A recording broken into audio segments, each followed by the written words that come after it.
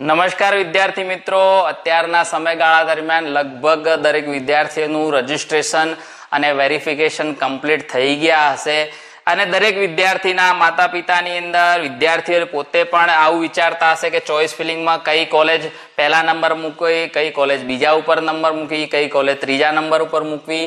તો આપણે જે પણ ચોઇસ ફિલિંગને જે પણ મુદ્દાઓ અસર કરે છે, જે પણ બાબતોનું ધ્યાનમાં રાખવાની છે, એ દરેક બાબતોની આપણે થોડી ચર્ચા કરી લઈએ, એના વિશે થોડું માર્ગદર્શન જાણી લઈએ, થોડી વાતચીત કરી લઈએ.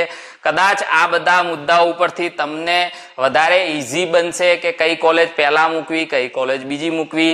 દરેકની વ્યક્તિગત પસંદગી અનુરૂપ કોલેજ ભરવાની હોય છે. દરેક કોલેજ એ સારી હોય છે, સર્વશ્રેષ્ઠ હોય છે, ઉત્તમ હોય છે આપણા માટે. તો સૌથી અગત્યની બાબત છે ફીસ ઓફ ઇન્સ્ટિટ્યૂટ. આપણે દરેક કોલેજની ફી સ્ટ્રક્ચર અલગ અલગ છે. સેલ્ફ ફાઇનાન્સ કોલેજની ફી સ્ટ્રક્ચર અલગ છે, ગવર્મેન્ટ કોટા માટે, મેનેજમેન્ટ કોટા માટે પણ અલગ અલગ છે. તો આપણા જોડે કેટલી ચોઇસ બને છે તો આપણે જોઈએ કે government medical college, GMERS, self finance, GMERS MQ અને સેલ્ફ ફાઇનાન્સ MQ. આ GQ આવશે, આ GQ આવશે. તો ટોટલ આપણા જોડે આટલા ઓપ્શન બને છે. કેટલા ઓપ્શન? તો 73 ઓપ્શન આપણા જોડે બને છે ચોઇસ ફિલિંગ માટે. તો દરેકની ફી સ્ટ્રક્ચર અલગ છે. આટલા ચોઇસની અંદર એક GMERS ગવર્મેન્ટ કોટાની 3.75 લાખ રૂપિયા છે, GMERS મેનેજમેન્ટ કોટાની 12 લાખ રૂપિયા છે. બાકી દરેક સેલ્ફ ફાઇનાન્સ GQ અને સેલ્ફ ફાઇનાન્સ MQ ની પર્ટિક્યુલર કોલેજો પ્રમાણે અલગ અલગ ફી સ્ટ્રક્ચર નક્કી કરેલું છે. તો આપણા જે કલેક્શન ઓફ જે આપણે જે લિસ્ટ બનાવ્યું છે, જે કોલેજનું કલેક્શન તૈયાર કર્યું છે કે કઈ કઈ કોલેજો આપણે અનુકૂળતા છે, તો એ લિસ્ટની અંદર આપણે આ જે ફી સ્ટ્રક્ચર જે છે એ દરેકને ધ્યાનમાં રાખવાનું હોય છે. પોતાની આર્થિક અનુકૂળતા પ્રમાણે અથવા મને કઈ ગવર્મેન્ટ યોજના મળી શકે એમ છે, યોગ્યતાના માપદંડમાં હું કઈ ગવર્મેન્ટ યોજના અંતર્ગત આવી શકું છું, મને લાભ મળી શકે છે, એ બધો વિચાર કરીને આપણા આગામી 4.5 વર્ષ એટલે 9 ટર્મ ફી ભરવાની હોય છે. બરાબર? ક્વાર્ટરલી ફી ભરવાની છે. એક્ઝામ્પલ 10 લાખ રૂપિયા ફી છે તો એક ક્વાર્ટરની 5 લાખ રૂપિયા, એવા 9 ક્વાર્ટર ભરવાના હોય છે. એક્ઝામ્પલ રૂપે 3.75 લાખ ફીસ છે વર્ષની. તો ફર્સ્ટ હાફની અંદર ફર્સ્ટ ક્વાર્ટરની અંદર અડધી ફીસ, હાફ ફીસ ભરવાની હોય છે. પછી સેકન્ડ ક્વાર્ટરની અંદર બીજી હાફ ફી ભરવાની હોય છે. આ રીતે ઇન્સ્ટોલમેન્ટમાં ફીસ ભરવાની હોય છે. પરંતુ આપણે આગામી 4.5 વર્ષનું આયોજન આપણા જોડે હોવું જોઈએ કે આપણે કઈ કોલેજ પસંદ કરો છો, અને અગર એ કોલેજની અંદર આપણને એડમિશન મળી જાય છે તો એ કોલેજની ફીસ ભરવા માટે આપણું શું આયોજન છે.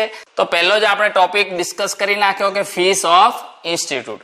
હવે આપણે નેક્સ્ટ જોઈએ કે નેક્સ્ટ ટોપિક આપણને શું કહેવા માંગે છે, કઈ કઈ વસ્તુનું ધ્યાન રાખવાનું છે. તો નેક્સ્ટ ટોપિક છે પ્લેસ ઓફ ઇન્સ્ટિટ્યૂટ. જે આપણે કોલેજ પસંદ કરી છે એ કઈ જગ્યાએ આવેલી છે, આપણાથી કેટલી દૂર છે, ટ્રાન્સપોર્ટેશનમાં કઈ રીતનું રહેશે, એના વિશે આપણે માહિતી મેળવી જોઈએ. કારણ કે આપણા દીકરો કે દીકરી એ 4.5 + 1 એટલે 5.5 વર્ષ સુધી ત્યાં રહેવાનું છે. એવું નહીં ચાલે કે 2 મહિના ભણ્યા પછી મને ફાવતું નથી અથવા મારે કોલેજ બદલવી છે, તો એવો કોઈ ઓપ્શન છે નહીં આપણા જોડે. એટલે પણ એક ખાસ વસ્તુ ધ્યાનમાં રાખવા જેવી છે. થર્ડ આપણે બાબત ચર્ચા કરીએ કે થર્ડ ટોપિક શું હોઈ શકે. તો ફિક્સ ટાઈપ ઓફ ઇન્સ્ટિટ્યૂટ. શું છે? Fix type of institute. અમુક વિદ્યાર્થીઓની અંદર એવું નક્કી જ છે કે મારે GMERS GQ ની અંદર એડમિશન મળે તો જ લેવું છે. કારણ કે સેલ્ફ ફાઇનાન્સમાં મને અનુકૂળતા નથી અથવા સક્ષમતા નથી અથવા હું ફીસ ભરી શકું એમ નથી, અથવા મારે GMERS GQ સુધી મારું આયોજન છે, તો એવી ફિક્સ ટાઈપ હોય છે. અમુક વિદ્યાર્થીઓને એવું હોય છે કે સેલ્ફ ફાઇનાન્સ જીક્યુ સુધી એડમિશન મળે તો મારે લેવું છે, એમક્યુ માં મારે જવું નથી. તો એવા વિદ્યાર્થીઓને એક ખાસ વસ્તુ ધ્યાન રાખવાનું કે એક સેલ્ફ ફાઇનાન્સ જીક્યુ અને GMERS એમક્યુ આ બંનેની અંદર ફીસમાં વધારે પડતું વેરિએશન રહેતું નથી. તો આ બંને મુદ્દા અથવા આ બંને વિશે વિચાર કરી લેવો જોઈએ કે આપણને કઈ કોલેજમાં અનુકૂળતા રહે છે. તો એક ફિક્સ ટાઈપ ઓફ ઇન્સ્ટિટ્યૂટ પણ એક એવો મુદ્દો છે કે જે ખાસ ધ્યાનમાં રાખવાનો છે. કારણ કે ફર્સ્ટ રાઉન્ડમાં તો ચાલશે, પહેલો રાઉન્ડ એ ફ્રી એક્ઝિટ રાઉન્ડ છે, પરંતુ સેકન્ડ એટલે R2 ની અંદર રાઉન્ડ 2 ની અંદર જો તમે તમારે આ ટેરિટરીમાંથી બહાર નથી જ આવવાનું, તમે નક્કી જ કરેલું છે, તમારું કોઈ આયોજન છે જ નહીં કે મારે GMERS જીક્યુ અથવા સેલ્ફ ફાઇનાન્સ એમક્યુ ની અંદર એડમિશન લેવું છે, જો તમે આ જો કોલેજ ભરશો સેલ્ફ ફાઇનાન્સ એમક્યુ ની કોલેજ મેં ચોઇસ ફિલિંગમાં નાખી દીધી છે અને મને એલોટમેન્ટ મળે છે, તો તમારે પછી એ રાઉન્ડ 2 ની અંદર એડમિશન કન્ફર્મ કરાવવું પડે. અથવા તમે એડમિશન કન્ફર્મ ન કરાવો તો તમારી જે સિક્યોરિટી એમાઉન્ટ છે 10,000 રૂપિયા એ તમને રિફંડ ના મળે. ખ્યાલ આવી ગયો? તો આ વસ્તુ ધ્યાનમાં રાખવાની. નેક્સ્ટ આપણે ચર્ચા કરી લઈએ ઝડપથી કે લાસ્ટ ફેક્ટર કયું કામ કરે છે. તો ફર્સ્ટ ચોઇસ ઓફ ઇન્સ્ટિટ્યૂટ આ ખૂબ જ IMP ફેક્ટર છે. કઈ કોલેજનું ગયા વર્ષે કેટલું મેરિટ ઊંચું હતું કે લોઅર સાઈડ હતું કે અપર સાઈડ હતું, એ બાબતમાં ધ્યાનમાં રાખ્યા વગર આપણી ચોઈસમાં ફર્સ્ટ કઈ છે, સેકન્ડ કઈ છે, આપણને કઈ રીતે અનુકૂળ આવે છે, ને થર્ડ કઈ છે, એ ખાસ ધ્યાનમાં રાખવાની છે.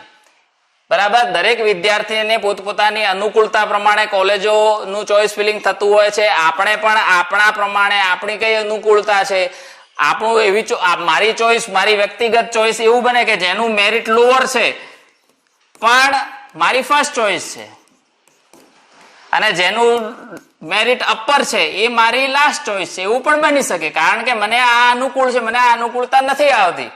તો આ ખાસ વસ્તુ ધ્યાનમાં રાખવાની.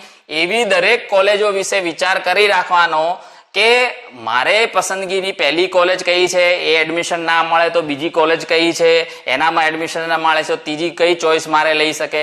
તો એ રીતનું ગ્રેજ્યુઅલી ક્રમશઃ તમારે લિસ્ટ બનાવવાનું હોય છે.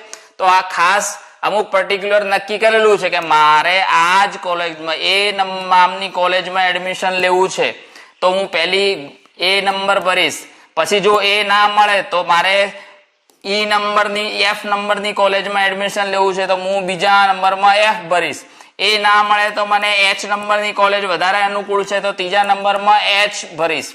તો આ રીતે ફર્સ્ટ ચોઇસ ઓફ ઇન્સ્ટિટ્યૂટ દરેકની હોય છે. અમુક મેટ્રો સિટીના વિદ્યાર્થીઓને એવું હોય છે કે ગવર્મેન્ટમાં એડમિશન મળતું હોય તેમ છતાં એ લોકો GMERS માં જતા હોય છે. અમુકનું ટોપ મેરિટ બીજેમાં ભરાતું હોય અને કોઈ બીજા શહેરનો વિદ્યાર્થી હોય, રાજકોટનો વિદ્યાર્થી હોય તો એ રાજકોટમાં એડમિશન લે છે. અમુક બહારના વિદ્યાર્થી હોય, ગમે તે ગુજરાતના ખૂણાનો વિદ્યાર્થી હોય પણ એની પહેલી પસંદગી બીજે મેડિકલ છે, તો એ બીજે મેડિકલમાં જતા હોય છે. એટલે દરેકની પોતપોતાની વ્યક્તિગત ચોઇસ, વ્યક્તિગત અનુકૂળતાને આધારિત ચોઇસ બનાવવાની હોય છે. હવે આપણે પોસિબિલિટી ઉપર આધારિત ચર્ચા કરી લઈએ.